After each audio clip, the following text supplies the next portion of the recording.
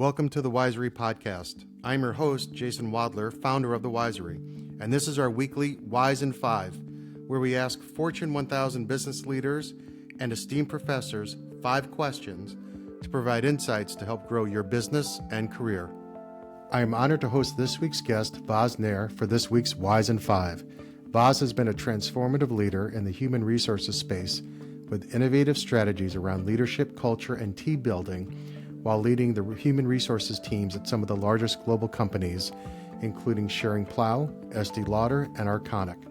I know you'll enjoy the wisdom on how to lead teams to achieve your business's desired results that Vas is about to share. Hi, Vas. It's great to see you. How are you, Jason? Great to be here. Thank you. I'm doing wonderfully. I'm here at Indiana University teaching my class today, so I'm thrilled to have you on for the Wise in 5, thrilled to have you as an amazing advisor. And before we dive in to the Wise in 5 questions, I'd love for you to share your background with the people that are watching and listening today. Absolutely. I started my corporate career in Sydney, Australia. So that was an unbelievable and amazing opening up many doors, if you will. So when I finished my undergrad and my MBA, I initially moved into banking and finance. I was a bank manager at one of the big 4 banks in Australia. And that's where the aha moment came in, when I realized it was the people side of things that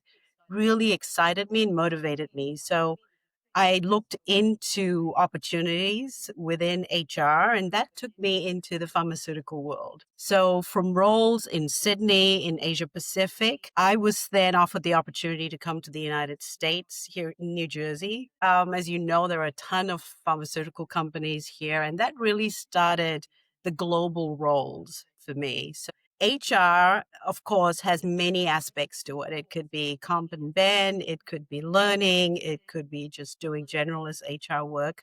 But I was very drawn towards talent development, leadership development, transforming culture, and so on. So I stayed in the pharma world for a bit, moved to the Estee Lauder companies, similarly taking on global opportunities, and then shifted to manufacturing as CHRO at Alcoa, then Arconic. So the one thread that I realize in my career track is, regardless of the industry, regardless of the region, the talent challenges are quite similar. Right. So it's been an amazing path. And since 2020, I got to that juncture of, well, what do I want to be when I grow up? Do I take on another CHRO opportunity? Do I do something very different? And that's where the entrepreneurial side of things opened up. I did start an interior design company. So working from home was new for me.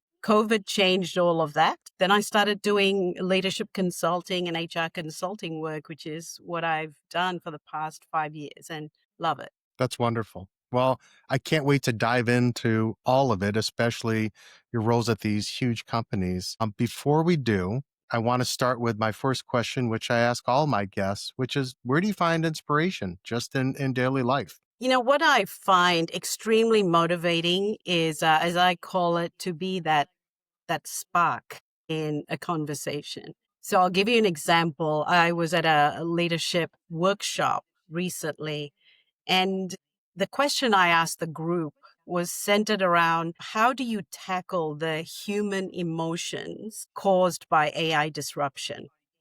Okay. And I just love seeing that conversation grow and evolve. So what does that mean? One person throws an idea on the table, someone else challenges it.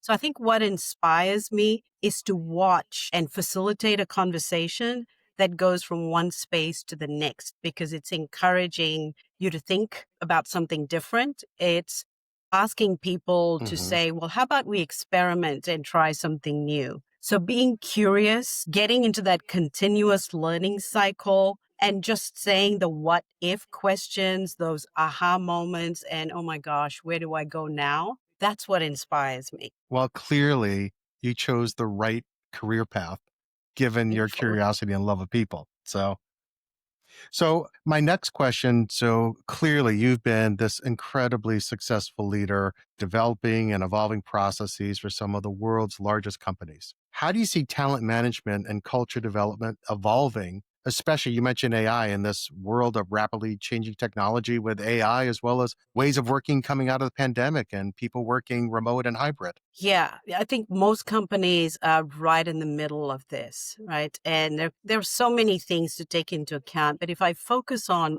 two areas, work is moving so rapidly, and what leaders need is fast, accurate data about their people. And without that, decision making is going to be pretty tough. So that's number one. Just making sure that you have access. And if you don't, you need to build those systems. They don't need to be uber complicated, but get access to your people and talent data. That's number one. Number two, agility, making bold decisions and rapid deployment of talent needs to be a comfort zone. I think people need to move away from coddling their space and saying, no, I own this talent. That doesn't work anymore because someone else is either going to poach them or your competitor is making decisions a heck of a lot faster. So these talent discussions really need to be a skills marketplace. Forget about checking that box annually and saying, all right, we've done succession planning or once a year is good enough. No, you might have to do it once a month. So that concept of being agile, having the right information, and your systems and your processes have to encourage the movement of talent. And by the way, that's also the key to retaining talent. People don't want to be stuck in a place for too long. So that's one. The second part of it, I think AI, surprisingly, is introducing much more of a focus around human-centered leadership, the human-centered approach. Jobs get replaced, or some of those routine tasks, anything that's analytical, that's getting replaced by AI. What seems to be missing are those human skills, such as Hmm. judgment, right? Such as empathy, speaking and Hmm. listening to your colleagues, as well as ethics. So again, the shift towards AI, that's already underway. What we've now got to figure out is how do you build a culture that values the human-centric approach and don't shy away from dealing with emotions because people want leaders to have those human and personal skills. Right. I think culture, the work around culture is already evolving towards what is purpose? How do you contribute to value? How do we make people have a sense of belonging? So that work is already underway. I love that. And you're speaking my language, Faz, because when I teach my class, which I'll be in today, it's all about purpose, passion, and perseverance, and those critical thinking skills. As you look to be an entrepreneur or an entrepreneur at a company. So I'm in violent agreement, and I love what you said about those skills, those human skills. It's the counterbalance to what's happening with AI, and they become even more important, right, as Right. technology and AI starts to move further and further. So I Right. think that makes a lot of sense. So on to the next question. I mean, as you've moved into this next phase, as you mentioned, you're working with businesses of all sizes after having worked at these, huge organizations with huge teams. What differences do you see for mid-sized companies versus the Fortune 500, Fortune 1000 companies you've been a part of in this environment, especially when we're talking about building and empowering and retaining talent, as you referenced before? Again, this is such a pertinent question. It's so real for anyone you speak to, regardless of the size of the organization. I think the talent challenges, as I mentioned earlier, regardless of the industry or the size of the company, they tend to be the same, right? Whether it's retention, whether Mm. it's attracting the right folks, how do you keep people motivated? How do you reward and recognize, etc. Mid-sized companies, I believe, feel the pain a lot quicker. So, for instance, you have one misstep with a leadership hire, or you have a weak link in your group of managers, you feel that impact very, very quickly.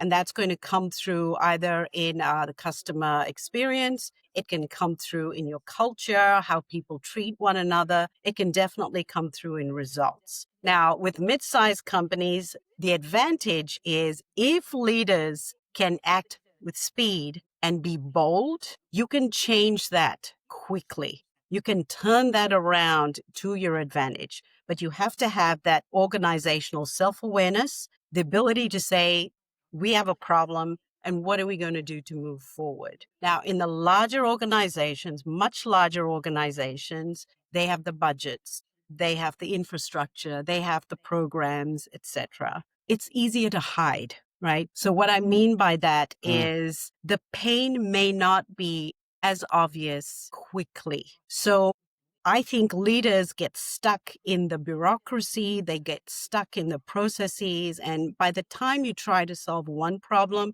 you're on to problem number 7, right? So that's where I tend to see the biggest difference between the two types of the sizes of organizations. And by the way, the one call out I have here is please don't outsource culture to HR. It doesn't make any sense. Every employee in an organization has the opportunity to influence culture. So HR is always going to be there to guide you, show you the way, give you the tips, coach you, but it's the responsibility of everyone in an organization. And of course, the leaders have to show the way. Talent doesn't stay because you've rolled out a new framework, right? Your talent will stay because they feel the leaders have their best interest at heart. Mm-hmm. I that is such a great perspective. And I kind of view it as you were talking about the large companies versus mid-size. Just in my personal experience, I've seen it where you could have these amazing leaders and your people want to follow them, but it's that middle management layer. If they're not carrying it through and being active in reinforcing that culture, I think it's almost like a game of telephone, right? Or there's a misperception in terms of what it should be. And I think on the mid-sized companies, because you don't have those layers, right? You may not have as much money, but you don't have those layers, that it's easier then to push the culture through from the leader themselves, the founders. Absolutely spot on. That's great. I'm following, right? I'm following what you're laying down. Well, and so as your career evolved and grew, where have you gone for mentorship and guidance as you're thinking about challenges you haven't taken on before or going to that next level? Very early on in my career, and this is a double-edged sword, right? So I was always either the youngest in the room or the only female. And, as I grew into my roles, especially in Asia Pacific, I was shy to ask for help. I was shy to show my vulnerability because you put that pressure on yourself. I'm in this leadership role, or I'm now a director or an executive director, fill in the blank. They expect me to be A, B, and C. So there's a tremendous amount of pressure that you put on yourself. So a few things happened. One, I was making mistakes. Then I'd sit back and say, all right, I don't know where to go. Now, fortunately, I've had leaders who've stepped forward to take me under their wing to say, listen, let's do this together, or you can shadow me. So that's been a blessing. I've also, as I've matured, gone outside my organization to ask for help, right? I remember 2 mentors. They were both entrepreneurs. They both established their own companies so far away from my area of expertise. And I remember them passionately because one of them taught me about resilience, that you are going to fall. It's about your ability to bounce back. And it's interesting because I focused on why I fell and made the mistake versus focusing on what do I need to do to bounce back and learn and propel myself forward, right? Eat humble pie is a message that I got from that.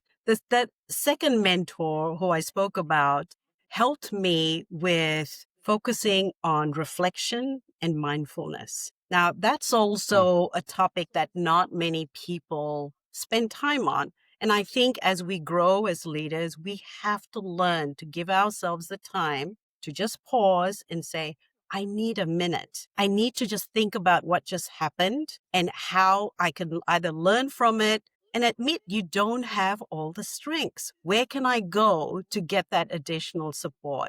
So those are two Hmm. mentors that stand out for me. And from time to time, I do go back and say, yeah, I remember that lesson learned. So ask for help. That is one advice I would give people. Don't be shy. We all have development areas, right? Put your ego aside. That's right. Maybe even come to the Wisery, right? And find someone like you who can be an advisor to help you out with that. And you talked about resiliency, and we're going to touch on this unbelievable women in leadership panel that we're going to be having in the next week. But I spoke with Janet Foudy, who was the CEO and Yes. chairperson of Deloitte, and she talked about resiliency as well. And there's a term; it's more than a term; it's really a philosophy that I really like and I teach my students, which is that concept of anti-fragility, which is moving beyond resiliency in terms of getting through something. And how do you, as you said, learn from it and start to show where the new paths will take you now that you have this learning, and where do you find strength from that and start Hmm. to move forward. So I'm a big fan of that whole concept and path.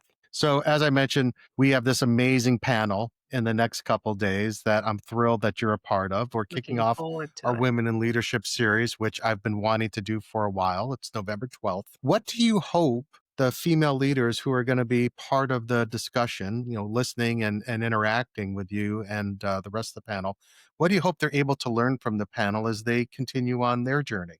I hope that the attendees can see that you don't have to take this journey alone, that so many of us have gone through similar experiences. However, we may have taken different approaches to solve a problem, meaning there are these stories out there, ask for advice, right? Put your ego aside. Ego is not going to help you in your leadership journey. Promise me, you'll at least take that advice. Put your ego aside, right? So you don't have to travel this journey on your own. Now, whether you have an official coach or a mentor, one of the things I'm hoping they'll walk away with is that we all have areas for improvement, right? Because we've got some similar stories, my guidance is share that knowledge. Put your hand up and say, I'm not quite sure about that. Let me listen to someone else's storyline. Another thing that I hope people will walk away with is, be kind, because when you put your hand out to help someone, that will be reciprocated in some way, shape, or form. So again, the balance of it really is the yin and yang story of this: to give, to share, and to be able to be open to say that someone else is willing to help you as well. So that's what I'm hopeful that the roundtable and those attending will be able to walk away with. Fantastic. I'm sure they will. I'm a big believer in karma, and Mm. that's exactly what you're laying out there. What you put out there, you're hopefully going to get back even more, right? And it just becomes Correct. this continuous cycle. So Correct. we have had our 5 questions, Vaz, and no surprise, you passed with flying colors. So thank you for that. I have one bonus question. What questions can the folks who come to the Wisery, our mid-sized business leaders, what questions or ideas should they be throwing by you that you can help them answer for their business? One of the areas when you think about talent, current talent and, future state, one question that I tend to ask myself and I would encourage those attending to ask is, when you think about your organization, do you have the right capability in the critical roles? Not, do we have the right people? Right. As an HR professional, I know I should be much more people centric in my language. I get that. But you've got to be a practical leader, right? The more you put the people and names in boxes, the more it's tied to emotions. So when you have, for instance, 10 critical roles, your company is going to shut down if those 10 critical roles are not filled with the right capability. That's what you focus on. So that's something I would encourage people to think about. Do I have the right capability in these critical roles? That's number one.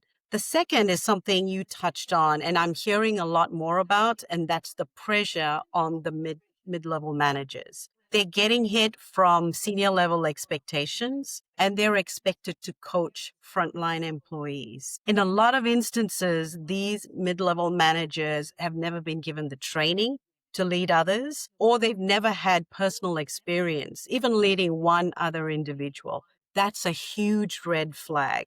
So the question I would pose to the group is, do you see those red flags? And dive in, because solving those red flags don't have to be, you can come up with very simple steps, such as onboarding the right way when it comes to mid-level managers, making sure that they have maybe 2 of the most critical capabilities that they need to be successful, not 15. So take these bite-sized chunks to solve those red flags. That's fantastic. Well, I can't wait for more and more of the folks who are coming to Wisery to engage with you against those topics. And I'm sure there's others that will come out. But thank you so much for being an amazing advisor, for taking the time to answer these questions. I'm thrilled to have you part of it. So thank you. And I can't wait for the panel next week with you and the others to share your wisdom with all the emerging leaders. Likewise, I'm looking forward to November 12th as well. Thanks for giving me the opportunity. Much appreciated. Absolutely. Thanks again, Vas. Take care. Bye. Thank you for tuning into this week's Wise in 5. Visit thewisery.com to learn more about Vas and book time with her or any one of our acclaimed advisors, only at the Wisery.